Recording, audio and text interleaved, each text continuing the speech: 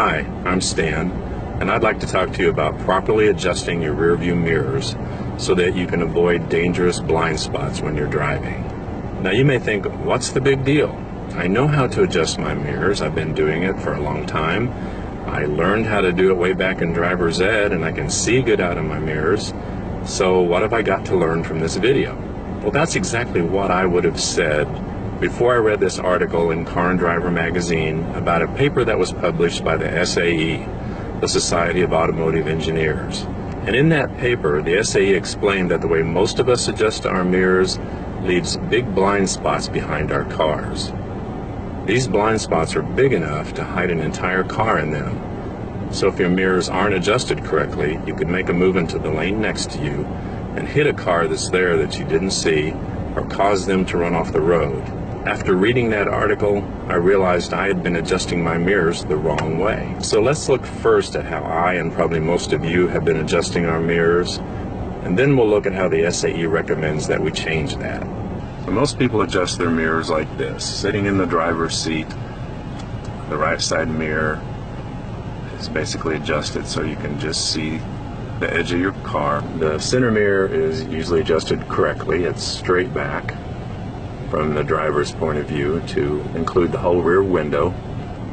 And most people adjust the left side mirror the same way as the right side, where they bring it in until it shows just the left side of their car straight back.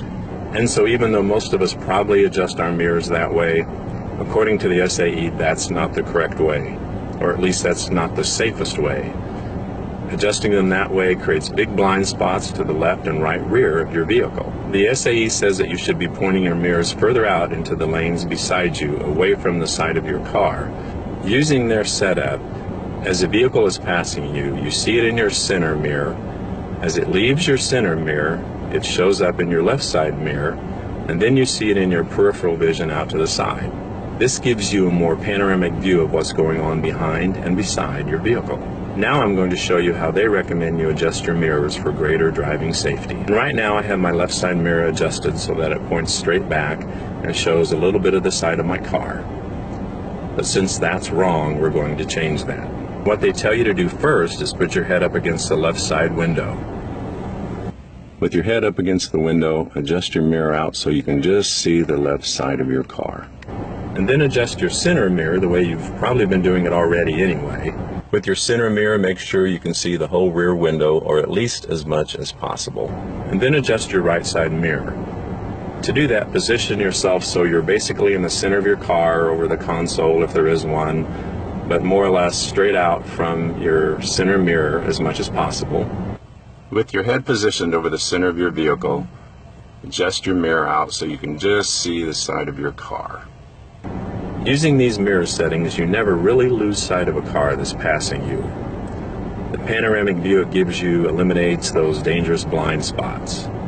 And this can go a long way towards eliminating accidents, injuries, and fatalities. When you're going down the road, it can mean the difference between seeing this in the other lane or seeing this. And that's a big difference in safety. So I'm going to take these mirrors out on the road and see how they work in traffic.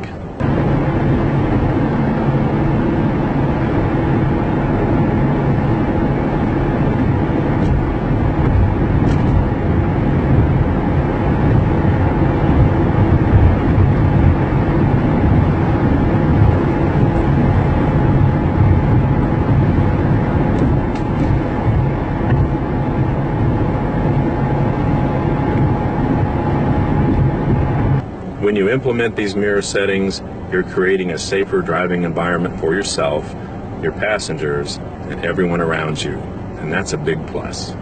I made these changes to my mirror system in my cars, and it was weird at first, but now I really like it.